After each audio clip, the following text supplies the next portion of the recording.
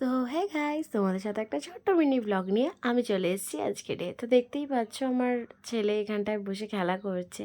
আর বলো না, এত দুষ্টু, মানে ওকে দেখে বোঝা যায় না যে এত বদমাইশ, কিন্তু দেখো এত দুষ্টু। এত ঠান্ডার মধ্যে নাকি ও মাটিতে বসে খেলা করবে, ওই জন্য ওকে মাটিতে না বসিয়ে আমার মা গামলিতে বসিয়েছে। আর দেখো না, গামলিতে বসেও কি আনন্দ, কি খুশি। আর ওটাকে মানে সমানে ঠেলেই যাচ্ছে, মানে পারলে মনে হয় ভেঙে দেবে এরকম করছিল। তারপর দেখো আমার মা ওকে মাথার উপর তুলে ওরম দই দই বলে কথা বলছে, বলে কী আনন্দ পাচ্ছে, আবার কিরম কথা শুনছে দেখো।